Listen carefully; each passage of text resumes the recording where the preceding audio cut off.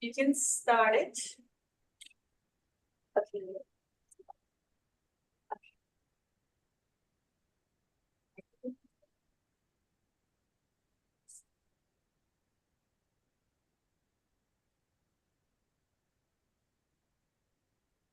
Good morning, everybody, and a warm welcome to WOLA.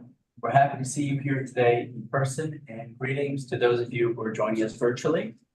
I'm John Walsh. I'm WOLA's Director for Drug Policy in the Andes, and it's my pleasure to host today's discussion on chemical reactions, U.S.-Mexico drug control in the age of fentanyl. A decade after its arrival in U.S. street markets, illegally manufactured fentanyl continues to transform the illegal drug trade in both the United States and Mexico. Fentanyl and other synthetic opioids are driving record numbers of U.S. overdose deaths. For Mexican drug trafficking organizations, fentanyl combines cheap production, high potency, and ease of smuggling to generate enormous profits. National elections will take place this year in both Mexico and the United States. What are the narratives and policy proposals in play on each side of the border? How should Mexican and U.S. leaders define their country's interests and priorities regarding fentanyl? What are the prospects for curbing fentanyl's devastating impacts without deepening the grave harms already being caused by the decades-long war on drugs? To address these questions, we have the good fortune to count on a stellar panel, whom I'll introduce in the order in which they'll be speaking. Peter Reuter, who will be joining us via Zoom, is a distinguished university professor at the School of Public Policy and Department of Criminology and Criminal Justice at the University of Maryland. Cecilia Farfan Mendez is the head of research at the Center for U.S.-Mexican Studies, School of Global Policy and Strategy, University of California, San Diego. Also joining us on Zoom, Lisa Sanchez, the Executive Director of Mexico Unido contra la Delincuencia, or Mexico United Against Crime. And last but not least, my WOLA colleague, Stephanie Brewer, our Director for Mexico. Our conversation this morning will take place in English. We'll pose 2 rounds of questions for our speakers, aiming to leave the final 15 minutes for questions from the audience and final remarks from the speakers. We'll have a hard stop at 10:45 because another group will be coming in to use this room. And for those of you on Zoom, as the conversation proceeds, please place any questions in the question tab at the bottom of your screen. So to start with you, Peter. Okay. Please help us understand how we've come to this point and how we should think about the challenges that fentanyl presents. What is fentanyl? What explains its emergence and rise in U.S. illegal drug markets? Okay. Thanks very much for the opportunity to speak here today. The fentanyl problem is novel. It's not like other epidemics of new drugs that have hit this country. But of course, we start by recognizing that fentanyl is not a new drug. It has, in fact, had a place in medical practice, particularly surgical anesthetic for analgesic for 60 years now. And there have been, for a long time, deaths that came from the diversion of those patches into the illegal opioid market. What changed was in around 2010, new, more efficient, simpler ways, safer ways of synthesizing fentanyl became available in the open literature. And it turned out that this permitted opioid dealers, in particular heroin dealers, to obtain an effective opioid at a very much lower price.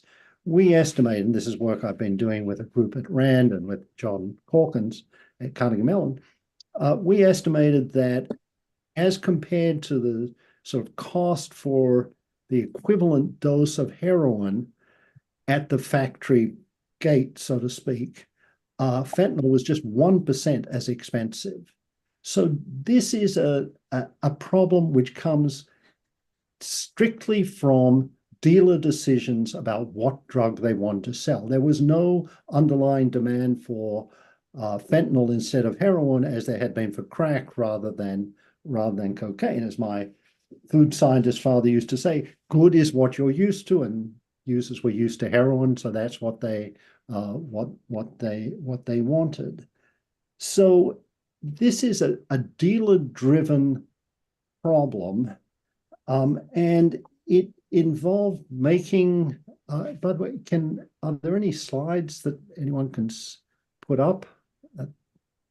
Yes.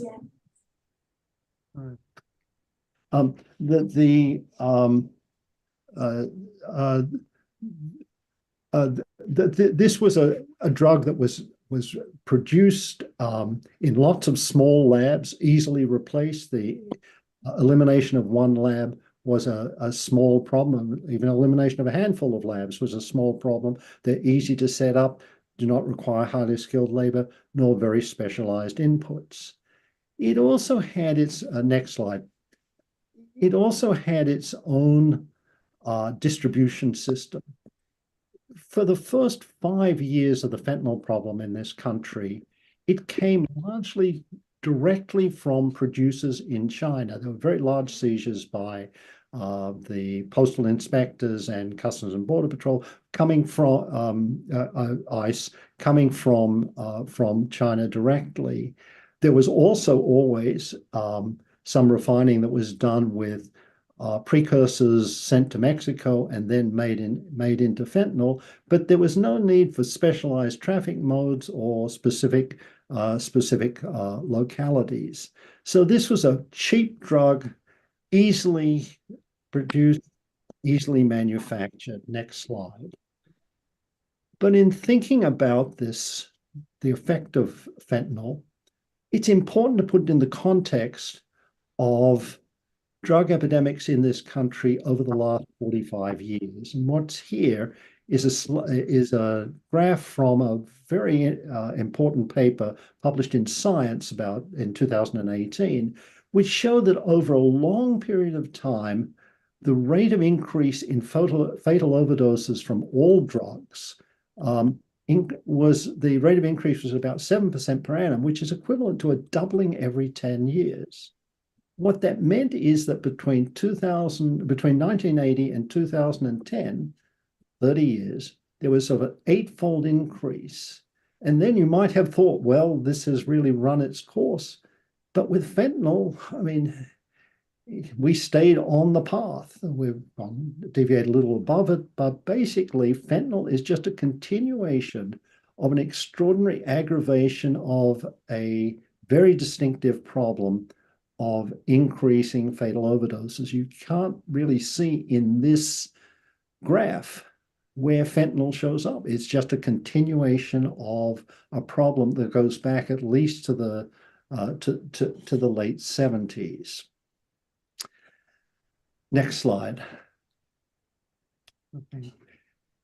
You might say, and it's easy to reach this conclusion, that this is yet another example of the failure of American drug policy, of US drug policy, of US social policy, etc. And it's enormously important to pay attention to what has happened in Canada.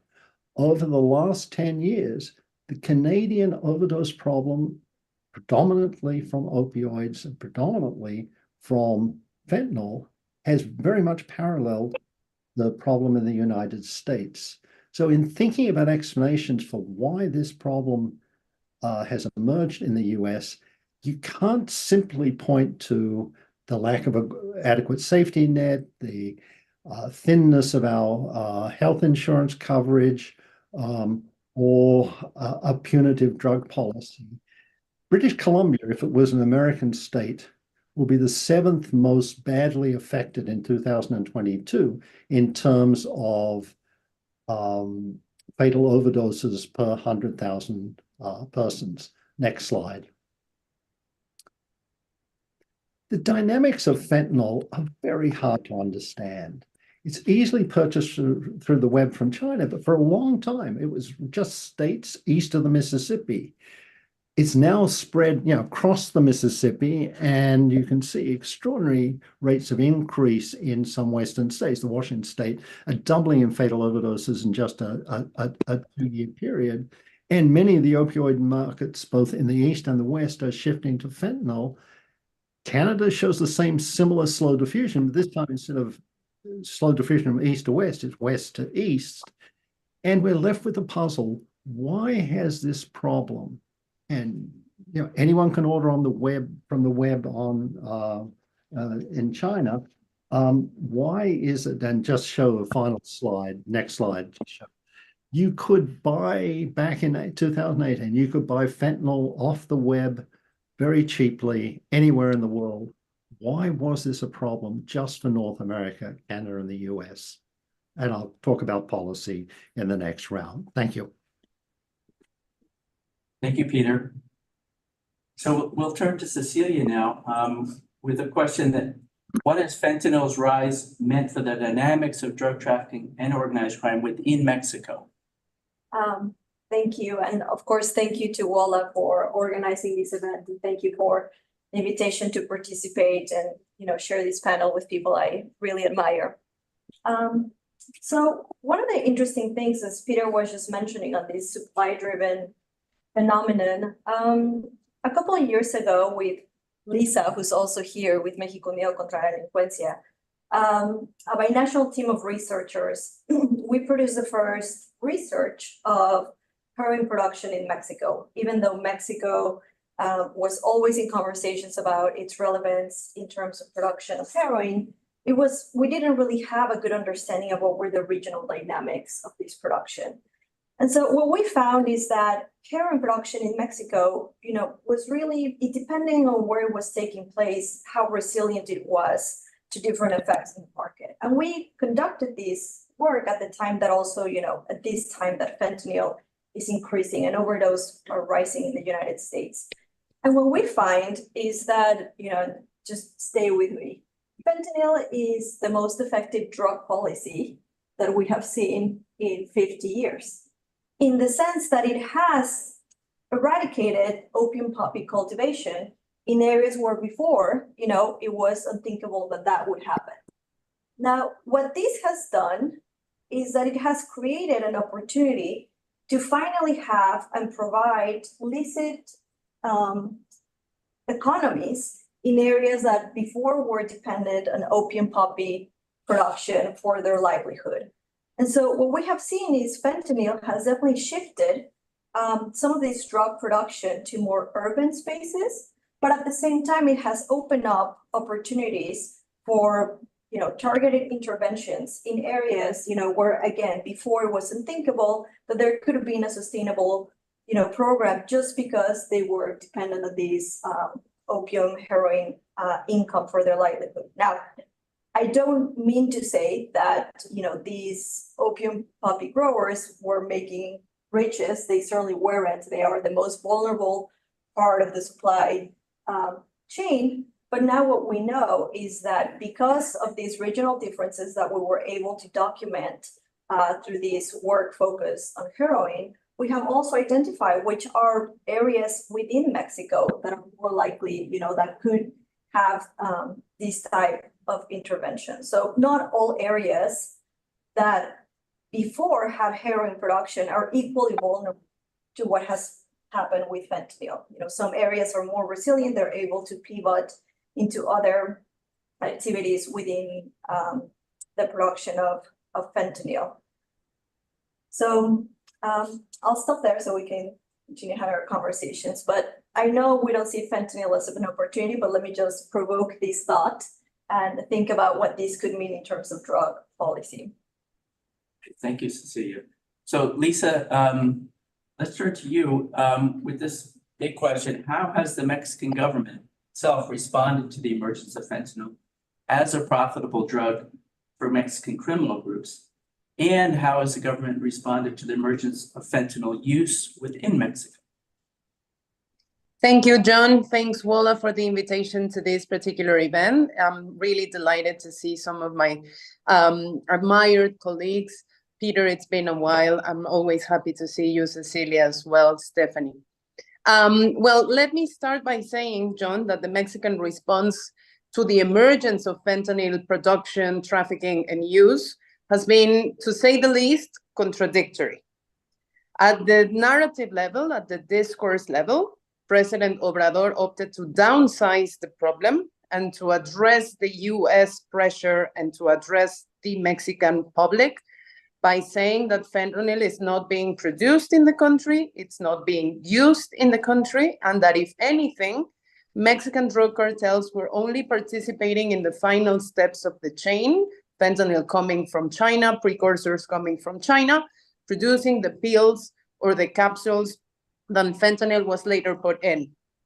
At the operational level, on the other hand, the response in my view, in my personal view, and our institutional view has been very problematic because the Mexican government actually took this matter very seriously and sadly recurred again to the same prohibitionist and enforcement-only approach that has proven in the past to be very insufficient, if not counterproductive, in addressing the drug policy challenges emerging from the use, production, and trafficking of these particular substances that are very different from plant-based drugs or what we knew before as being the drug market in the region and in the country.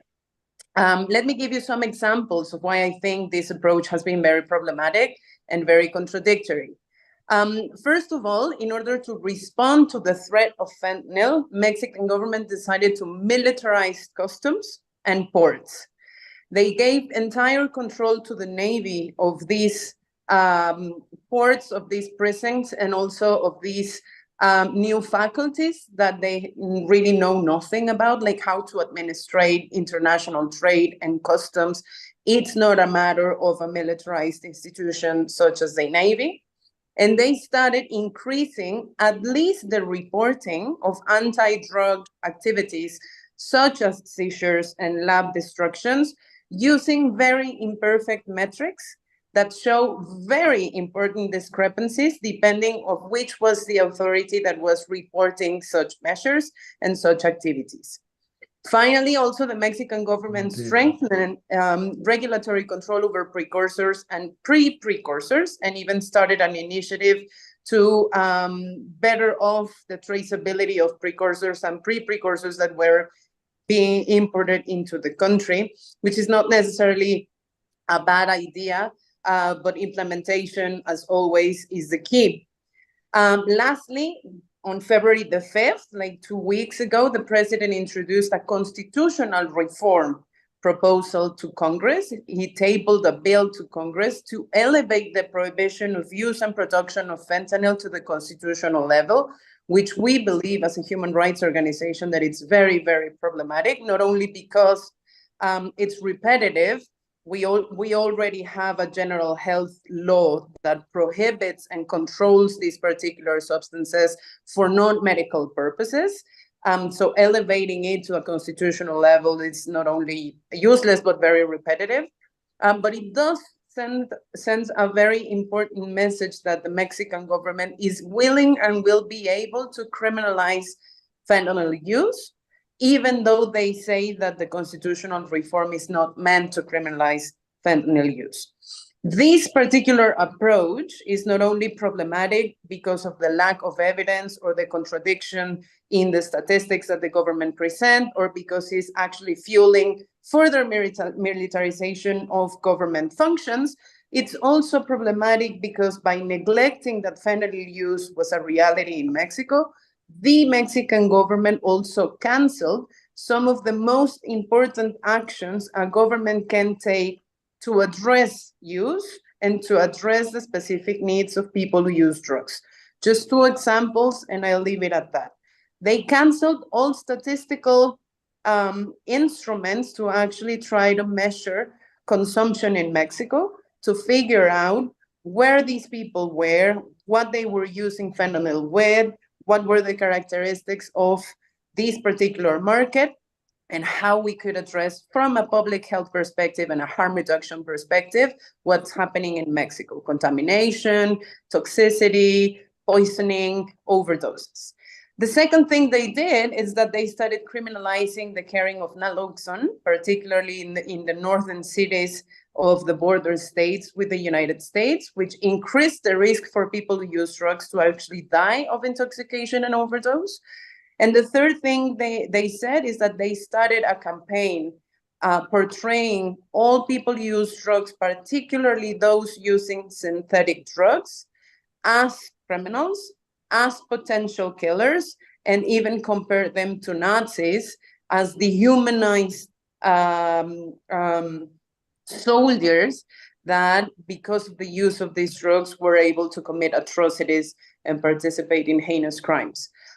So in our institutional view, the response has been problematic, not only because it fueled an enforcement-only approach that in its extreme it's further militarizing government activities, but also because it denied and neglected the reality of use in the country, which created more challenges to actually address this, taking into account the needs of the Mexican people and not only the need to reassure the American audience. Thanks, Lisa, for that panorama within Mexico. So, Stephanie, let's turn to you. Talk about how the Biden administration in the United States is seeking to address fentanyl in the context of U.S.-Mexican relations.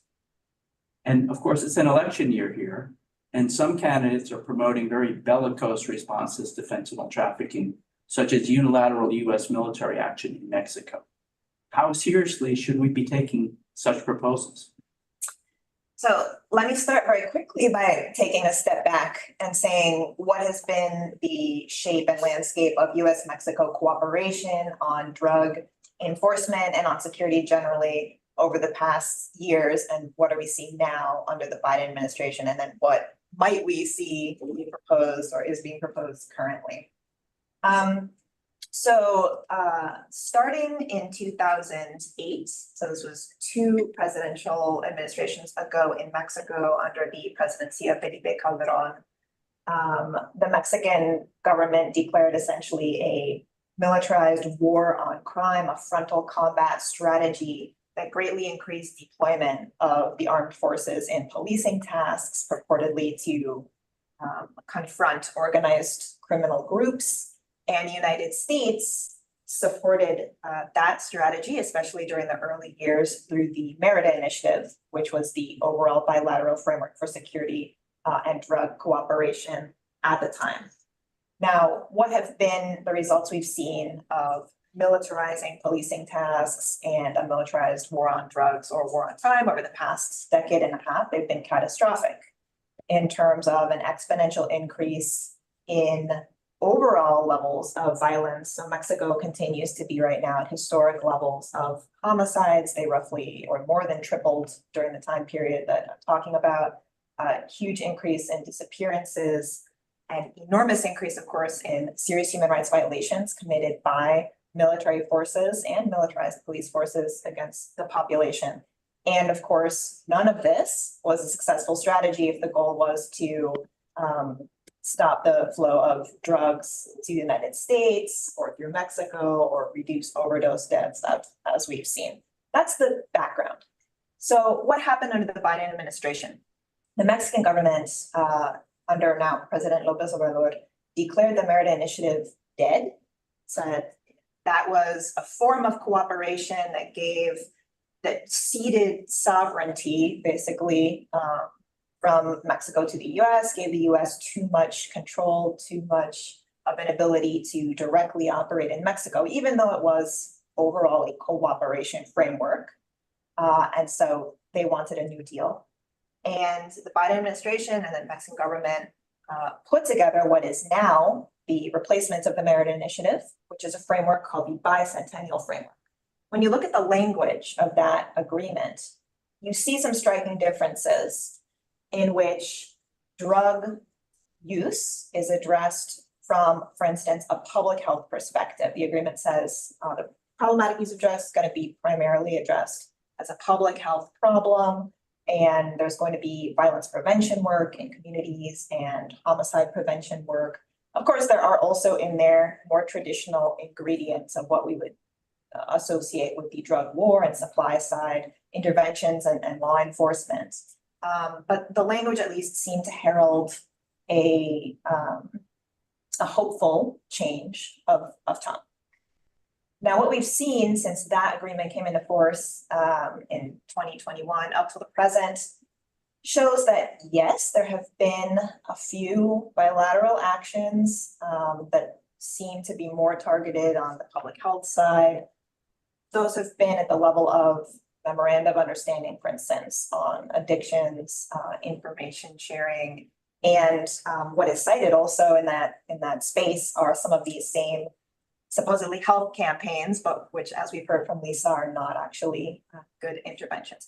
But what's become clear is that the real focus and what especially the United States is constantly demanding and pressuring the Mexican government to deliver on are these more traditional drug war strategies of interdiction and supply side reduction. And in the case of fentanyl, that focuses on both ports, which, as we've heard, are now militarized, and so trying to detect and prevent the arrival and flow into Mexico of precursors, for instance, and also traditional detection and destruction of fentanyl labs, and of course, interdiction at the border. Now, under this cooperation framework, I would say we see, as Lisa said, we see contradictory responses. We see contrasts that coexist. So, yes, the Mexican government has clearly responded to US pressure and is clearly reporting and carrying out actions of a scale that we wouldn't have seen against fentanyl production and trafficking if it were not for US pressure and the US signaling how this is a top priority. At the same time, we have the head of the DEA very vocally saying Mexico is not sharing enough information on the subject. Mexico is not carrying out the arrests and extraditions that the US would like to see, and a great frustration, for instance, with the role of Mexico's National Prosecutor's Office. Although there have been some important high-level extraditions tied to fentanyl. We see these contrasts of López Obrador on the one hand saying there is no production of fentanyl in Mexico, and this is a US problem, and it's a US problem because United States parents kick their children out of their houses when they turn 30, and that causes terrible trauma, and then they start using fentanyl. And I'm essentially just repeating words that, this is not a metaphor. These are really the types of discourse we hear from López Obrador. Yet at the same time, official Mexican documents recognize the production of fentanyl in labs in Mexico. And you see reports from the Army of how many labs it has destroyed. Reports whose numbers greatly were increased in an apparent attempt to appease US pressure as well. There have been other actions, such as López Obrador sending a letter to the president of China, Prime Minister of China, asking, what more can be done to stop the transportation of precursors. There have been financial sanctions imposed by the US on people involved in this industry. So there are these different types of activity going on, but really the focus that we've seen has been a traditional drug war focus, and that's exactly reflected in what Lisa has said. Mexico's response has been further militarization, further prohibition in the same package of constitutional reforms in which López Obrador proposes elevating to the Constitution the prohibition on activities related to fentanyl. He also proposes automatic pretrial detention for a class of crimes in Mexico called narcomenudeo, which is basically drug-related crimes, but that include possession itself of drugs that would land people automatically in prison. Okay, all of that is what's happening under the current framework, which I emphasize, despite pressure, militarized nature, despite an unequal relationship and everything else we can say, it is a cooperation framework. The proposals we're now hearing, both in Congress on the part of some legislators from the Republican Party and on the campaign trail, would veer even further into a militarized territory. And a lot of these proposals would bring the US from a cooperation framework into a unilateral action framework. So there are bills that have been introduced already. There's a bill in the House which would authorize US military action in Mexico in quite broad terms.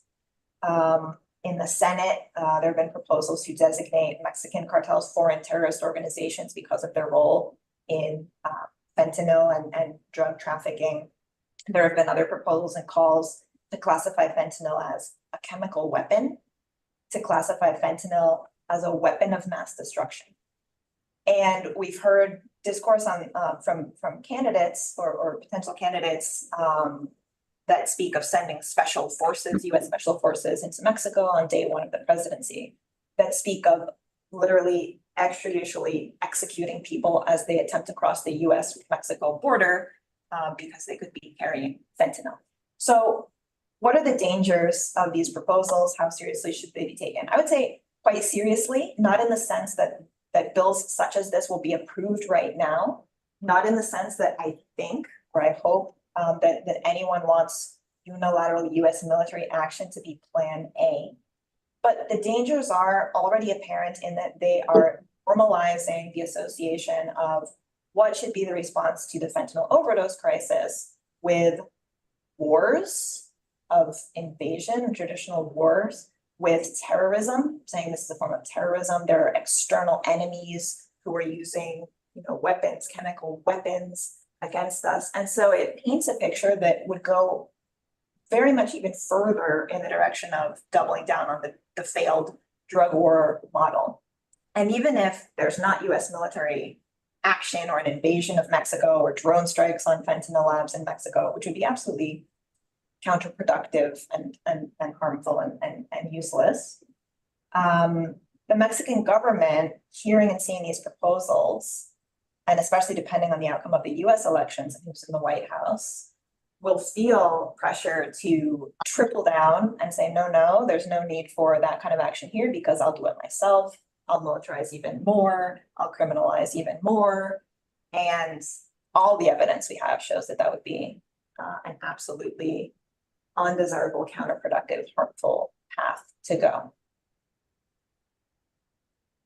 So that's very sobering to add to the panorama that's already been described for us. So thank you, Stephanie. And now let's turn to for our next round of questions. We'll turn back to Peter and ask, again, the broad question: what can the US realistically hope to achieve through efforts to stem fentanyl production internationally, including in Mexico, to, as is often stated in the US political discourse, prevent the drug from reaching US communities? And beyond that, what strategies should the US prioritize to help reduce the toll of fentanyl? Okay, so for viewers who don't know my work, I've spent much of my career studying illegal drug markets and trying to understand how enforcement affects them.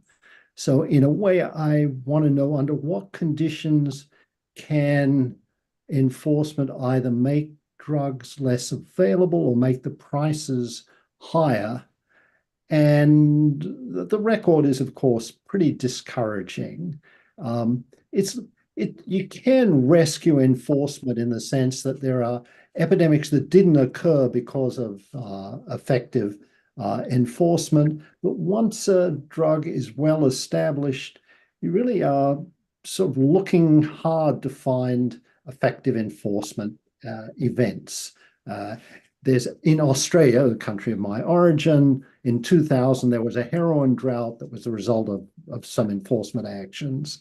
And oddly enough, in the US, in the latter part of the aughts, there was a real decline in the availability of cocaine in this country, which is probably enforcement related, but you are scratching around for things. So we start with a fairly pessimistic history of effective enforcement. It's not that there's none, but there's not a lot.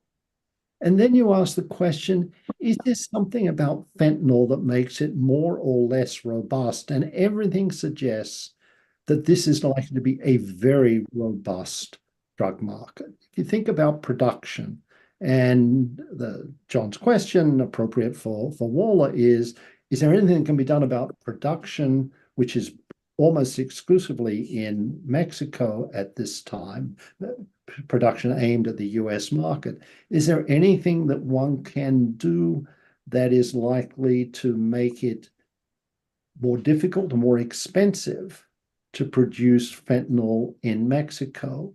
And as I said in my opening remarks, this is sort of the perfect drug from the illegal market's point of view. It's easily refined. You don't need very specialized. The chemicals you need are relatively easily obtained now. You don't need very highly skilled workers. You don't need very refined, specialized, and expensive equipment. This is likely to be very robust to enforcement if the Mexican government were aggressive in its enforcement activities, which it is not.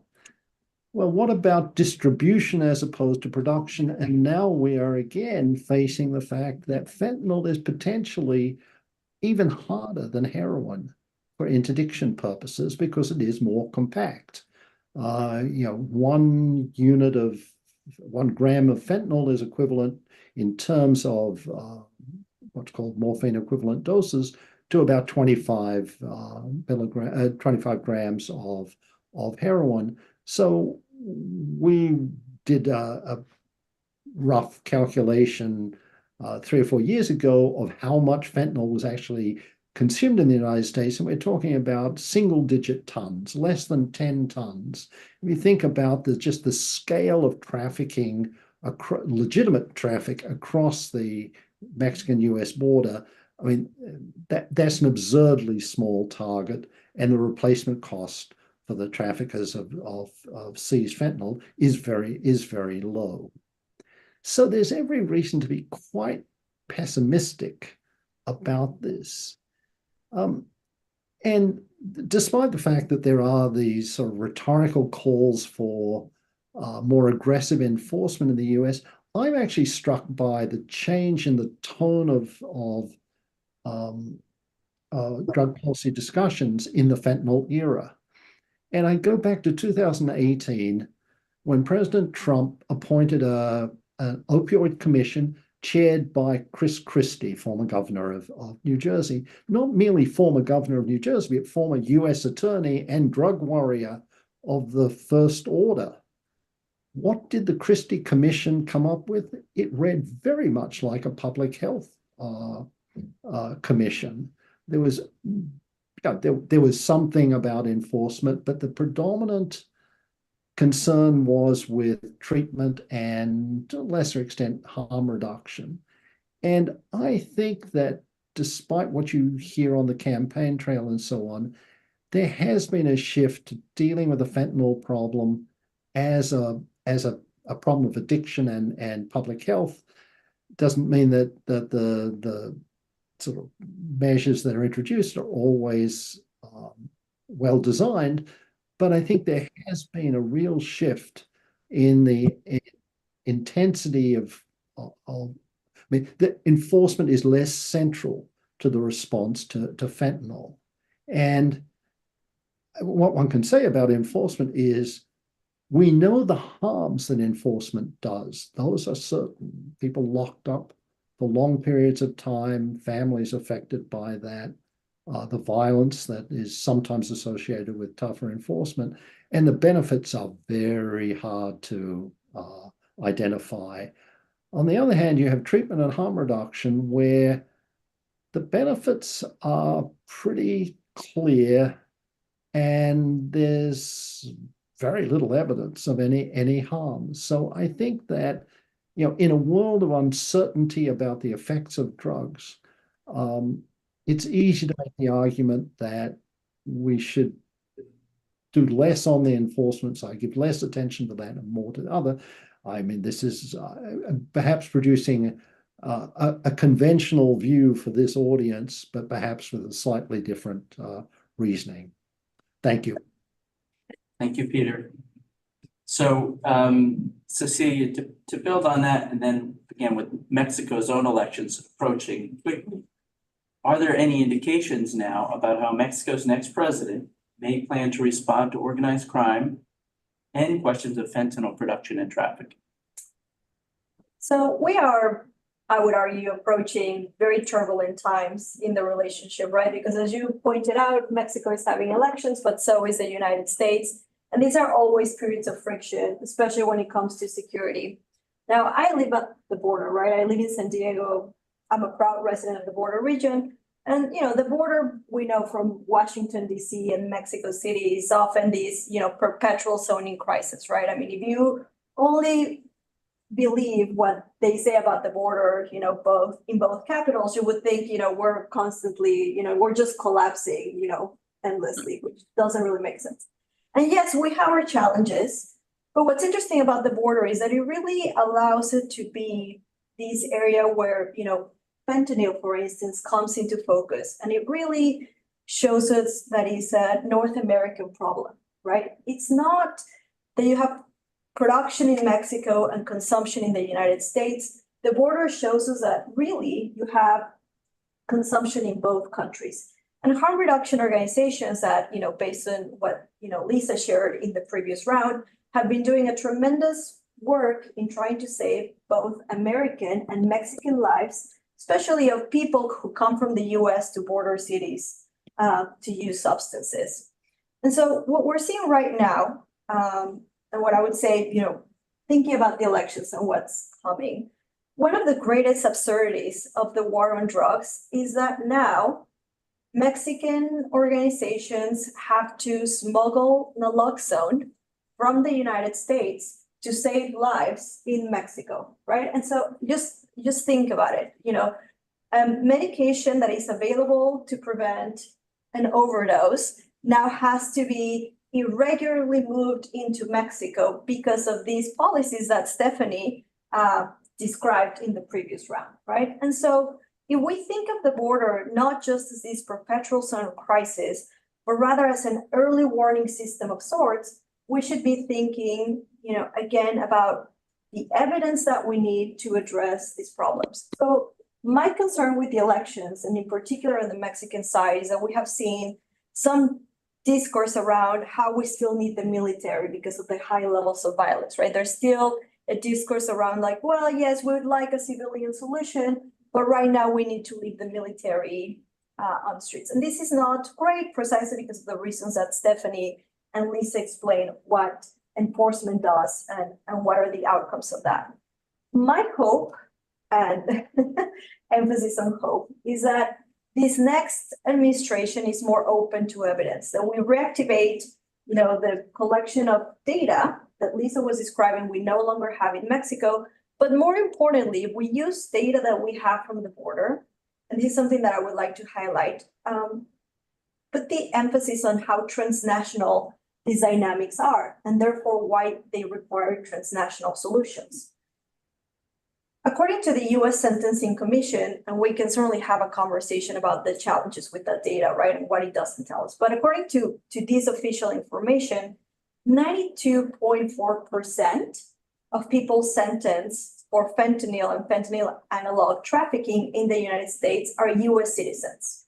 So upwards of 90% of those sentenced for fentanyl trafficking are US citizens. And this shows you this transnational component precisely of what we're looking at here. It's not Mexican organized crime dominating, these markets in the US. It's a series of middlemen, right, that intervene from production to distribution along the supply chain where you have, people from both countries. So my hope would be that we would place, emphasis on the evidence that we need. We need data on people who are using, and I would say both sides of the border. A couple of weeks ago, there was an article released where they had interviewed the head of forensic services in Baja California.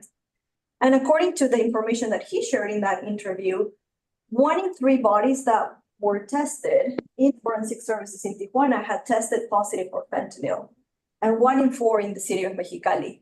This doesn't mean that all these people died from an overdose, but at least they had fentanyl in their, systems when, the autopsies were performed. So it is not, far-fetched to presume that perhaps they did die from an overdose. But again, this tells you that this is not a US problem only on overdoses. We're increasingly seeing that on the Mexican side.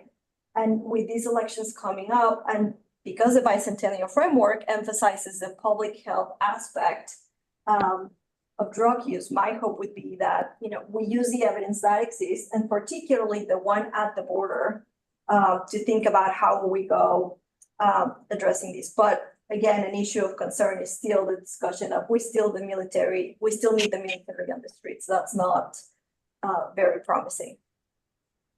Thank you, Cecilia. Lisa, let's turn to you and ask you to, if you could step back and tell us how you think Mexico should define its own interests and priorities regarding fentanyl and regarding drug policy more broadly. Yeah, thank you, John. I think it is very important for our audience to understand that different countries may have different policy priorities and different public problems. And it depends on the definition of what the public problem is that you should align your policy responses and not the other way around. Mexico, as Cecilia described, has not only a problem of violence and criminal activity, it also has a problem of institutional coordination. It also has a problem of rural development. It also has a problem of rule of law. It also has a problem of public health approaches and service availability for people who use drugs. It also has a problem of criminalization of vulnerable populations and prison overcrowding because of the overuse of drug policy crimes or drug offenses to actually accuse and incarcerate people that had committed other crimes. So given these particular problems, I think that Mexico should define its interest in regards to fentanyl and drug policy by acknowledging that these are the problems that we have, and that on top of these national problems that we have, we also have, you know, the problem of having to respond in a coordinated manner with the US in regards to these transnational and border issues that Cecilia just described. To start with the easiest, that it's often the most neglected area of policy intervention, I would say that we really need to define a public health harm reduction strategy for people who use drugs in Mexico, making naloxone not only available, so we don't have this reverse trafficking of legally available substances that are actually lifesavers. On the other hand, we need to increase access to treatment services for these particular people, and the criminalization that it's been driven by so-called addiction prevention campaigns using public funds. And then, of course, increase the availability and the use, as Cecilia just mentioned, of evidence and data showing us exactly where and how do we need to intervene, not only to prevent fentanyl use, but also to revert and prevent overdoses, and also to prevent contamination, and also to prevent the increase of cross-contamination of other substances, even for people who are not using synthetic drugs or fentanyl in particular, but that are using other substances. We also actually need to address the fact that given to the crackdown that we've been enforcing on fentanyl, we actually have less availability of this particular drug for medical purposes. So surgeons, hospitals are facing a shortage of this particular substance that actually have some uses in medicine, and they are also facing criminalization and prosecution as drug traffickers for using these substances, or for even daring to actually legally import these substances for their application in surgeries and other procedures in hospitals for legal purposes. The second easiest way of actually defining a public policy on fentanyl use and trafficking in Mexico is really to produce evidence and to make that evidence compatible with decision making, and to coordinate the different information systems that we have.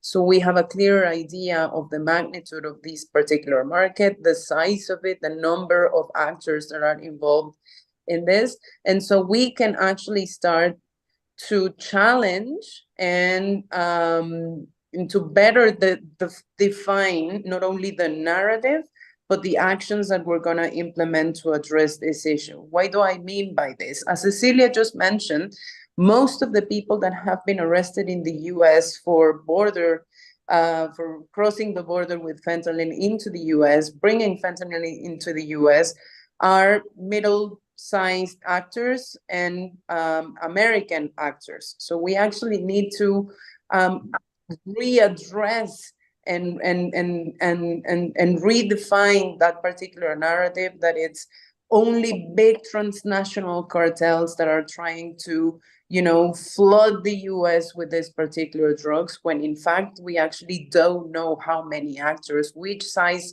of actors are we talking to, are participating in this particular trade, and why and how this is connected with other areas or priorities of the security policy in Mexico, such as money laundering, for example, or the participation and the diversification of criminal actors into other activities that are also affecting Mexicans, not only through violence, but also through predatory crime, such as extortions and whatnot. The third,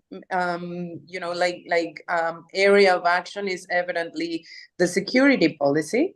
And in here, I will really stress the fact that security policies in Mexico need to rethink the effects, the negative impacts that overusing the military and overusing the criminal justice system is having in net criminal activity in Mexico, but also in the increase of atrocities, abuses, and the increase of autonomy of law enforcement agencies in regards to civilian authorities and in regards to democratic institutions.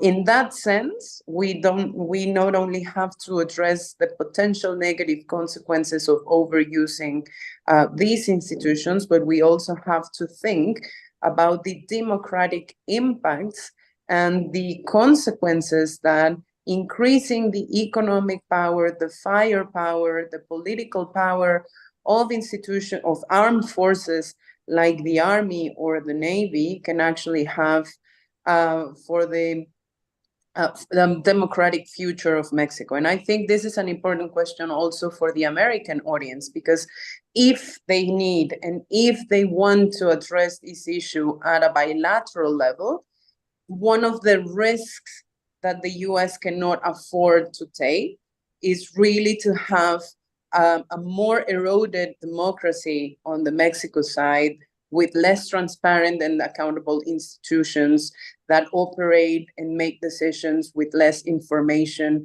and more more faculties without being effectively supervised either at the internal or the external level, or that actually have some sort of civilian oversight and citizen auditing control. So rethinking the public health strategy by increasing availability of services, eliminating criminalization and stigma, actually increase the availability of harm reduction services and strategies. It's one thing. Then the second thing is producing and using more evidence to orient decision-making and policy decisions. The third is to rethink not only the negative impacts of enforcement-only type of strategies, but really what are the long-term consequences over democracy and institutional architecture and functioning in Mexico if we actually continue to give more power to these institutions without democratically reforming them and bringing them back into a more transparent and accountable functioning. And last thing, I would say we actually need to rethink also the international dimension of the system that's controlling these particular substances, and that is in some way coordinating or enabling some international efforts that are being put out there to address the issue of drugs and synthetic drugs. By this, I mean the international drug control system, the conventions, but also these particular efforts led by the US, such as the Global Coalition on Synthetic Drugs, to actually bring countries more together on the idea that we need comprehensive approaches to this, and that one country only like Mexico will never be able to stop an international trade like this and a demand such powerful demand as the one that North America has for these particular substances, without actually coordinating local responses that are also comprehensive in the US. It's not an easy question, and as Cecilia mentioned, we are entering into an electoral year. But I will finish this round by saying we have to also support the work of local civil society in Mexico. We are the ones monitoring, for example, the number of constitutional reforms that, under this idea of fentanyl being such a huge threat, are actually being tabled in Congress, and that will have potentially the effect of changing the type of state that we live in and the type of institutions that we have. I thank you again for the opportunity of being here today, and I hope I was clear. You were very clear, Lisa, comprehensive, and also great summary of your points. And some of those touch on the American audience, as you said. So let's turn now to Stephanie with the question: what should the U.S. do to help Mexico cope with organized crime and associated violence, in particular in this age of fentanyl? Yes, and I think I can be brief because Cecilia and Lisa have done an absolutely masterful job of laying out what should be the priorities and starting points for cooperation on the overdose crisis and on fentanyl, and that the starting points there have to be evidence, have to be a public health approach, have to be access to treatment and harm reduction. So on that list, enforcement is far down. So to your question, when we do look at the security policy side and the organized crime side, what should the US be doing? Well, number one, the interventions or the cooperation and collaboration in that arena should be prioritizing reducing violence and reducing the direct harms that are being done day by day by organized criminal groups whose activities, of course, as mentioned, go far beyond drug trafficking. They cover all sorts of illicit and illicit economies and predatory crimes and crimes of violence against Mexicans. And so what is the big shift we need to see there? Well, I'm not going to say anything new or revolutionary to anyone who has been following and analyzing this area. But the levels of criminality, criminal control violence that we see in Mexico are not primarily or only a result of organized criminal groups having, for instance, military-grade weapons, which they do, and which the US needs to absolutely help stop them from obtaining from the US and trafficking over the border. That's one key point. But the real power that criminal groups wield comes from collusion with state agents in Mexico. It comes from the inability or unwillingness or failures of Mexican institutions to respond and to carry out their basic obligations and duties to address violence and to protect the population. And when we talk about collusion, we're looking at, for instance, the extremely low rates of successful prosecution of crimes by Mexico's prosecutors' offices. We're looking at collusion and sometimes essentially security forces working with organized criminal groups. And this is at all levels, just to dispel the myth, certainly that President López Obrador repeats, to say the military is essentially incorruptible, and whereas police are inevitably corrupt. No, there's corruption in all of these institutions at different levels and in different contexts, certainly. So the focus of cooperation really needs to be on how can the US and Mexico work together to build that institutional capacity in its security and justice institutions. How can it better root out corruption? How can it establish effective internal and external controls? How can there be better metrics to see where the problems are and where there are areas of opportunity? And of course, on paper in the bicentennial framework and in practice, there are activities in these areas. Of course, INL and the US State Department has for a long time been working with security and justice institutions in Mexico on capacity building of different types. So it's not to say there's nothing being said or being done.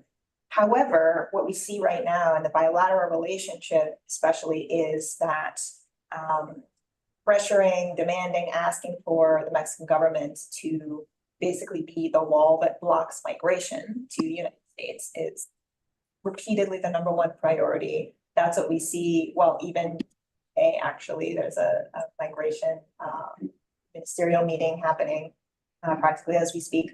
That's what we see consistently as the top priority.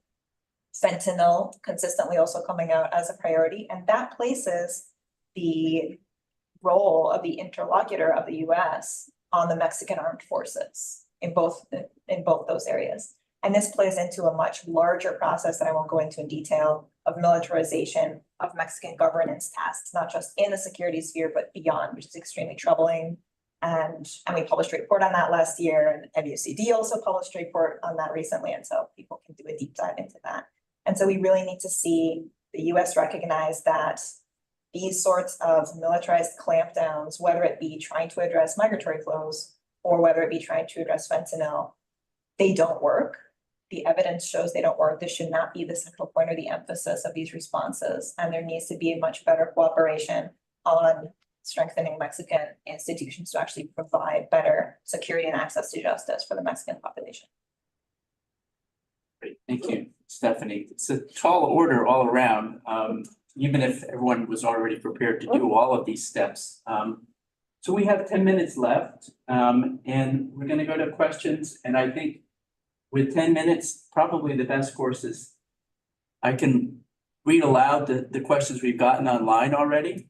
And those of you in the audience, if you want to raise a question, raise your hand and I'll get you. So I'll read these questions and then we'll take one final round from all of our panelists to respond as you choose to the various questions that emerge. So first, I'll just read from journalist Rafa Bernal. How much of the rise of fentanyl consumption in Mexico is attributable to a spillover effect of trafficking? It's one question to consider. From our colleague Sanho Tree at IPS here in Washington, as we know, AI is already being used to find new antibiotics because it can scan thousands of studies to find promising compounds in ways no human can. In the cat and mouse war against precursors, what is to stop underground chemists from using AI to find new pathways to make other fentanyl analogs and new synthetic drugs in general, while using consumers as the guinea pigs? Are we incentivizing the rush into a much more diverse, much more dangerous drug universe? Second question from Sanho, heavy lift drones can now carry hundreds of pounds. Flying cars are just around the corner. Add to that pneumatic air cannons, catapults, and drug tunnels. Is border interdiction even possible with such compact drugs as fentanyl and other synthetics? May have other questions coming in. For now, if we have a show of hands in the audience, we can pose them, and if not, I'll monitor my incoming questions feed. Yes. Yeah, I wanted to ask, what are the population in the US that's most affected by the crisis in terms of age, perhaps in terms of? Are you talking about in the US or Mexico or both? In the US, okay. And one other question, then we'll go to our panelists. Is collusion only with Mexican authorities, or we should see that as Or should we see that as well within American or US institutions? So with that, with those questions, let's return to our panelists in the time we have left. Maybe we'll go reverse order or shake it up a little. Cecilia, would you like to reply first? Sure. So the AI question, what's to stop nothing? Nothing is to stop them. I would actually make the case that criminals are actually early adopters of technology. They have to be, their businesses depend on it. And so we see as, organizations that are sophisticated and survive over time tend to adopt, technology early on. And so, yes, I agree that it's a game of, sort of just chasing your tail, trying to always schedule substances, and then with AI, coming up more. So I think we should definitely be thinking about that.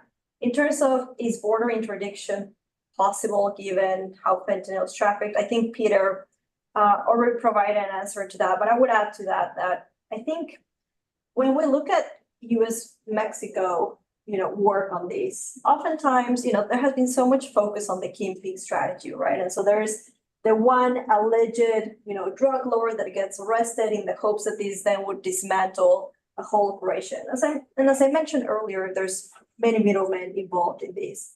But more importantly, if we look at operations, for example, in Europe that have been successful against organized crime, they don't arrest one person one day, right? These are operations that take years to put together because there's trusted partners that you can exchange information with, right? And so when they go and take out, criminal structures, is normally, a whole management structure that is, taken out. And I think, rather, by the time you want to do it at the border, I think that's too late. You should be thinking about how do we weaken these structures much sooner, right? And I think to get to that point, unfortunately, Mexico and the US don't have the mechanisms in place that would allow to exchange information that really make these viable. So I'll answer those two and leave the other ones. Great.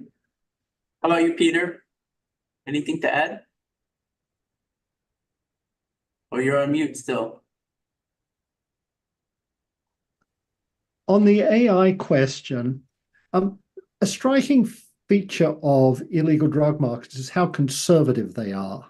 I mean, we are still dealing largely with the 4 drugs that have occupied us for 30 years or more: methamphetamine, cannabis, heroin, and cocaine, with fentanyl as a synthetic opioid, the first one really to make a very large impact, and only in the North American market so far. Lots of drugs come and go. They make an impact for a small amount of time, and then the market rejects them. I don't think the problem is going to be worsened by the use of AI to develop new compounds. There are plenty of new compounds that come out and fail anyway. So I don't think that that's a new threat for us. I'm happy to leave others to deal with other questions. Thanks, Peter. How about you, Lisa? Yeah, I wanted to take the first question on whether the increase of fentanyl use in Mexico is a spillover effect of the increase in trafficking and availability of the substance in here. Well, there's when we study drug markets, that's one possibility always, that some of the drugs that cannot be smuggled into the final destination market, like the US, stay in the country, and then they're used as a payment for other criminal organizations and then resell them in the country to actually get their money back. And that's one possibility, but that's to say yes, but there are other elements that are pushing demand for fentanyl, and there are pushing overdoses and contamination of fentanyl of other substances. One is actually a Mexican government action that had nothing to do with illicit drugs, but rather was a policy that wanted to centralize the control over all medicines and the distribution of all medicines. changing the system of supplying and distributing medicines across the country that, for example, created a shortage of methadone. So all of the people that you had that were former heroin users that were already in methadone experienced a shortage of methadone, and then when they went back to the illegal market, and when they went back to the illegal market, they found heroin that was already contaminated with fentanyl, or they found fentanyl. And so they started also using that, and that can be also an incentives for the increase in use that we're seeing.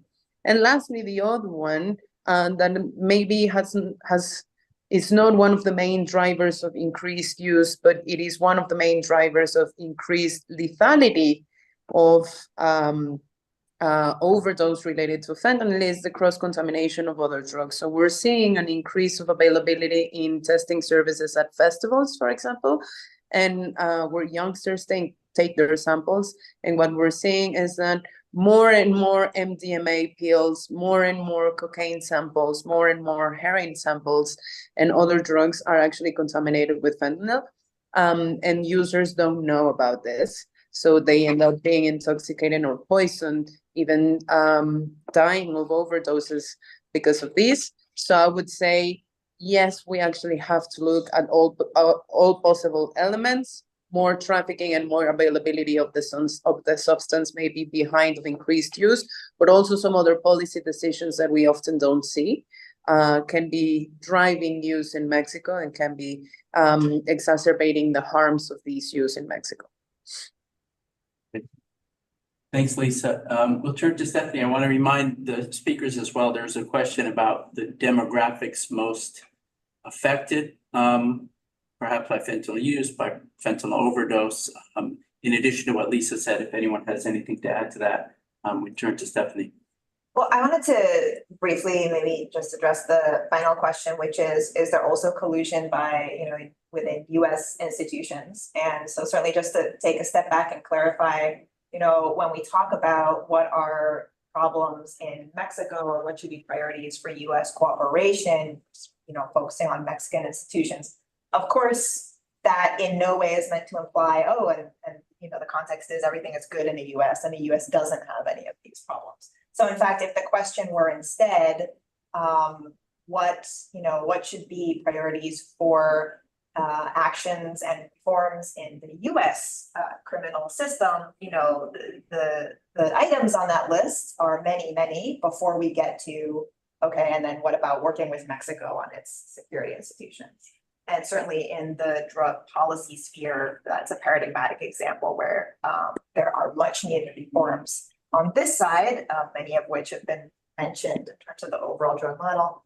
And of course, US security institutions are not immune from corruption at all. But, we've seen even some reporting recently, thinking about a border context, I've seen some reporting, I think more on the migration front recently, and on the role that some US officials have been playing, of course, in some of those activities. But I would say it is important to also recognize reality and say there's a difference of degree when we look at the level of criminal control in different markets or activities or areas in Mexico. When we look at the level of capture of state institutions and influence, or the level of money that is flowing between these actors, there is a difference of degree and the severity of what Mexico and the Mexican population is experiencing that, of course, we don't see day to day in life in the United States. So yes, these are certainly shared problems and no one's immune from them.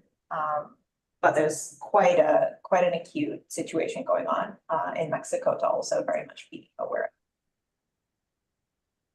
But just on the population most affected by the crisis, everyone, and I think this is why it has become front and center in the public agenda. In California, for instance, the number of Hispanics who have died from overdose has increased in recent years, but before that, we also white population. So now it's all age groups. You have grandmas who are dying from overdoses. You have teenagers who are dying from overdoses. And of course, this is the tragedy of this cannot be overstated. But I think the concern precisely in the fact that you see all age groups and across, different, populations being affected is that we're seeing this increased support for drug-induced homicide laws. Basically saying that, if we're at a party and I give, a pill to Stephanie and she dies from an overdose, I can be accused of homicide. And we know that's not effective drug policy, right? And so these families who lose someone to an accidental overdose, they need brief counseling. We don't need more people behind bars. And so I would say, to the extent that this is affecting, across all age groups and different populations, we should definitely not go back to these, punitive policies that we see are being pushed, to try to solve the crisis.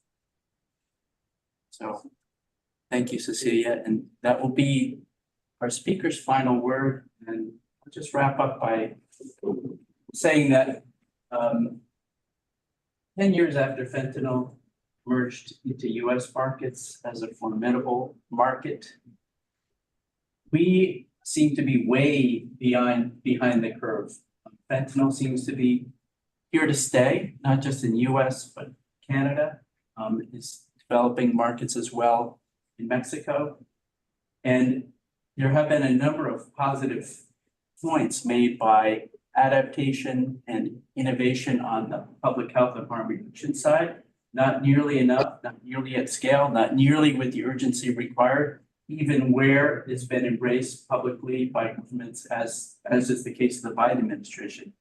And at the same time, it seems we run the huge risk of reinforcing strategies that didn't work particularly well, to say the least, with respect to plant-based drugs such as cocaine. We risk reinforcing that in ways that emphasize and accentuate the counterproductive impacts in terms of scrambling trafficking, spreading violence. And I think the scope of this crisis should make us ask what Lisa was getting to at the end of her comments as well. The international drug prohibition regime continues to exist and continues to guide policy responses. I think from Walla's perspective, this fentanyl crisis, as bad as it already is not